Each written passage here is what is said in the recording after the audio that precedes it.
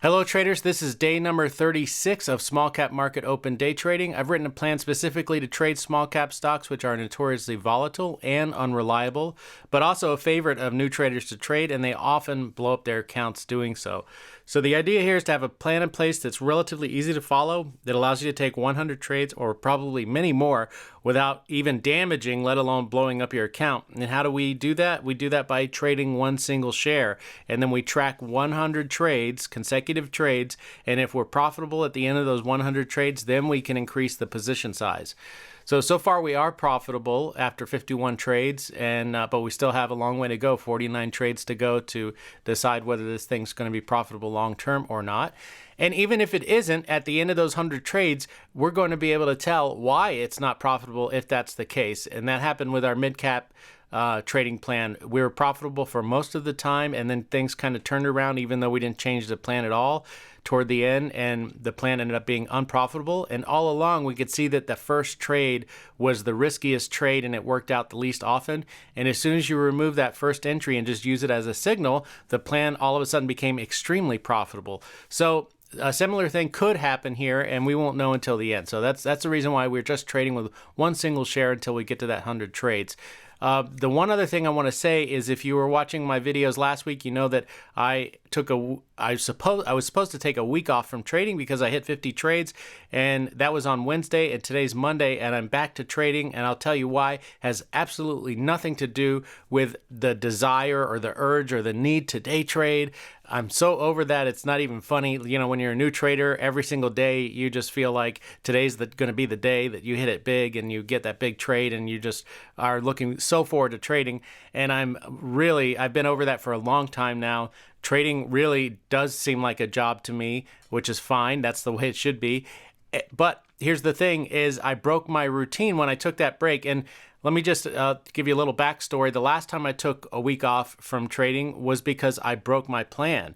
And that was a great thing, to take that week off and reflect. I made a video every day about, what I was thinking about that day and what I was doing to my plan and revising it so that I don't come back and break the plan. Well, this time I didn't break the plan. I just hit that 50 trade mark and felt like, okay, it's time for a break. I mean, my plan told me it was time for a break. But I think that in that scenario, that 1 week is too much because it breaks your routine. I didn't have videos to make because there was no real reflection or, trying to figure out what went wrong. There was none of that to be done because I didn't break my plan.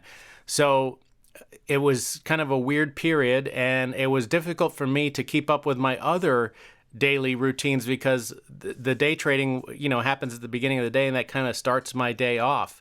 So hopefully that makes sense to you. That's why I'm coming back to trading today instead of Wednesday. And I'm also changing that section of the plan to say to take a 2-day break after 50 trades. Unless you've broken your plan, then you should take that 1 week off and use that time to reflect and work on your plan and all that kind of stuff. So hopefully you get that. I know that was a lot of talking, but I felt like that was really important to share with you because that's the psychology side of trading, and that is the side of trading that will make or break you. That's the little details that no one talks about. It has nothing to do with looking for stocks or entering or exiting or stop losses or anything like that. It's the mental side of trading, and it really is the meat and potatoes of trading. You could have a plan that's guaranteed to be profitable, but if you're not able to follow it because your psychology isn't there, then you're going to be a losing trader. Simple as that. All right, so let's get into the trade first. Let me show you my screener and show you how I pick these stocks to trade every morning. So I use my small cap screener, click these three little dots, click modify, and then organize the list by volume. I also want to say that I guess Webull did an update recently, and it's running a lot faster and smoother than it was previous to this, something I noticed this morning. So anyway, if you're not using Webull and you're considering trying it, it's never been a better time to try it than now. They seem to constantly be improving it. So anyway, let's get to how I pick these stocks. So I've got my small cap screener stock up. Those are the filters that I use. Then I click volume until the list is organized by volume. And I'm looking for the stocks that are trading with 500,000 shares or more right at the open. So we're almost an hour later. So you're seeing quite a bit more volume here. And then I want to see a percent change of 5% or greater. And I just realized I don't have my video up, so let me get that pulled up really quickly here. Let's see here. All right. You might have saw a video there. Oh, let's see. Why is it not playing? Maybe because this is still... No, it should still play. Oh, that's the one that I'm making right now. I'm sorry about that. I'm not going to restart this video because I had that nice intro in there. And if you're wondering what this is not like a drug rehab. There's an elderly person in my family that was in a rehab center recently, and I recorded a video. That's not the right video either. Sorry about this, guys. We'll get there.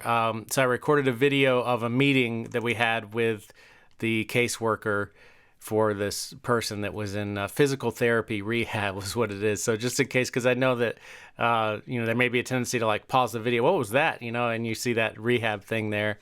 But anyway, so I just wanted to warn you about that. I don't want to restart this video because I got through the intro really well there. So let's get to the trades that I was looking at this morning. So there was a bunch that popped up on the screener, but they did not meet the daily chart requirements, so they were rejected right away. And that's all written in my trading plan. It tells me exactly which stocks to keep on the chart and which ones to get rid of. AGC met the screener and daily chart criteria. Let's see, same thing with PROG. And PROG, it was kind of a slow mover, and it was taking a long time to meet my criteria for setup.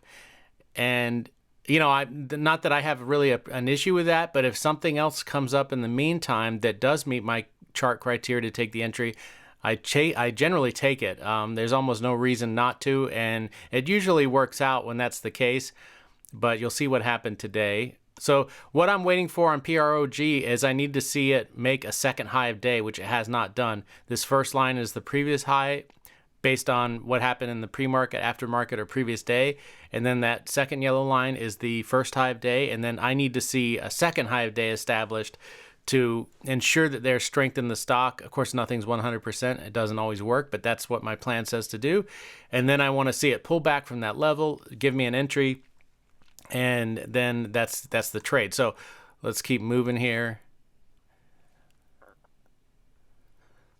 All right, so now we're looking at BTU. This popped up on the screener. It's already meeting all of the criteria to take the trade, which PROG is not, right? So it makes sense to take this trade if it gives me my entry, and it does so right here.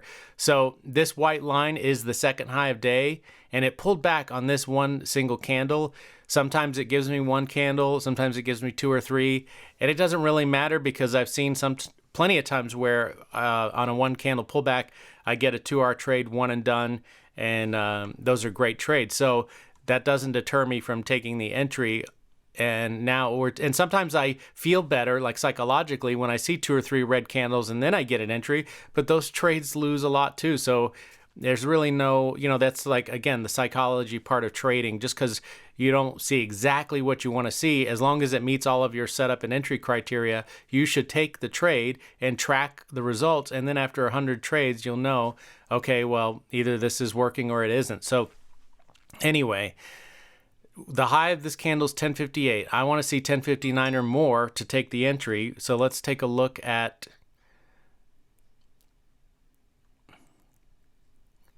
this price bubble here. Just keep your eye on this price bubble. There we go.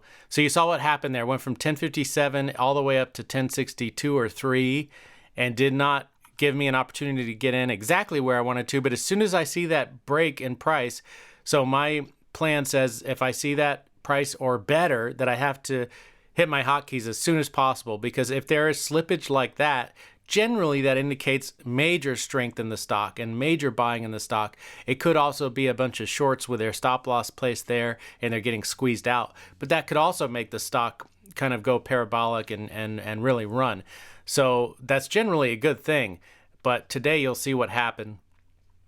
Let's take a look. So now the couple things that I must do once I'm in the trade, since I didn't get my ideal entry, which was 1059, I have to calculate the profit target for that entry and mark it out on the chart. So you're going to see me do that now with my XR calculator. I just changed the entry price to 1059, click calculate profit target, and boom, it gives me, this would have been my profit target had I gotten my ideal entry of 1059.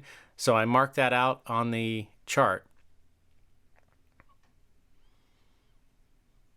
And there it is. I'm going to change that to green just to make it clearer to see. And then we're going to watch and see what happens with this trade. So there's nothing for me to do now. I just let the trade play out. So there you could see my would-be profit target had I gotten my ideal entry, got hit, and it actually gets hit again. So you see that I definitely would have won the trade if I would have gotten my ideal entry.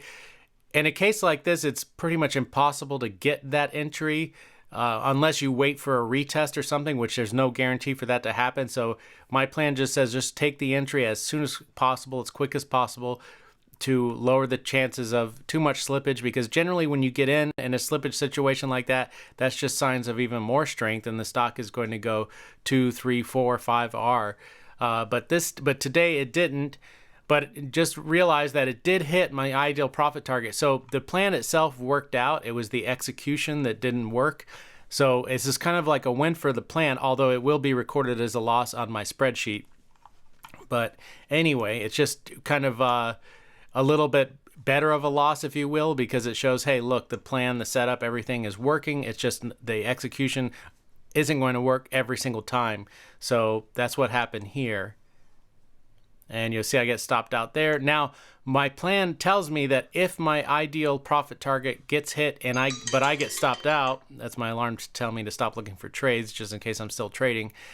If my ideal profit target gets hit, but I get stopped out, my plan says to stop trading for the day, because a 2R trade happened according to my plan, but it just happened without me because either I missed the entry or there was an execution issue or whatever. So that's exactly what happened today. So again, this is my plan telling me, okay, this is it. You took a trade and it would have worked out with the ideal entry, but it didn't work out because of your actual entry. Therefore, you should stop trading for the day, because now you have a tendency to be frustrated when something like this happens, and you're much more likely to break your plan if you continue trading after an event like this.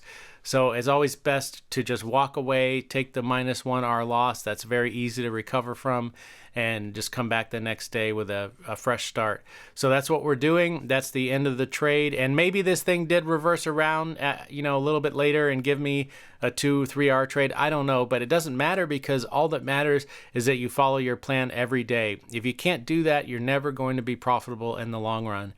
So that's what we're doing, and it was a successful trade day, even though it's a -1R day. So I have nothing to be unhappy about. So anyway, as always, go into every single trade with a plan and stick to that plan no matter what. Always take your stop losses, honor your profit target, and in the long run, you should be green. Take care.